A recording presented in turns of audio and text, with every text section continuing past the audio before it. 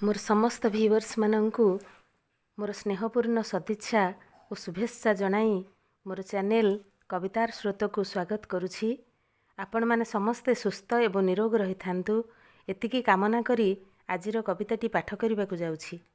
कवितार शीर्षक रखिछि निजत्व। मनीष अनेक समय परिस्थिति बा परिवेश को देखि किंबा निजर स्वार्थ दृष्टि निजर प्रकृत व्यक्तित्व बा आदर्श को बदलाई दे थाए। अन्य माननकु खुशी करिबा पई बा अन्य मानकर प्रिय पात्र हेबा पई से निजर निजत्व को परिवर्तन कर दे थाए। ताहा द्वारा कौन क्षति हुए यह मु कवितारे वर्णना करने को चेष्टा करिछि। मोर क्षुद्र कवितारे मोर स्वल्प चेष्टा को आपण माने उत्साहित करंतु एतिकी आशा करुछि। कविता निजत्व।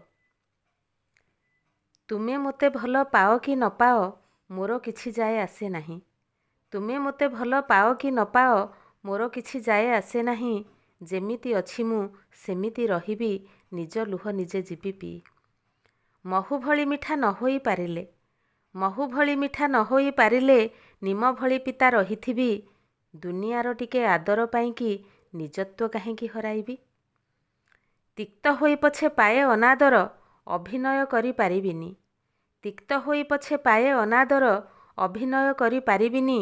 मिठा हस हसी हलाहल संजी तुम स्नेह प्रेम चाहिबिनी। जेतिकी आदर पाइब मधुर जेतिकी आदर पाइब मधुर तिक्तर सेतिकी स्थान नाही।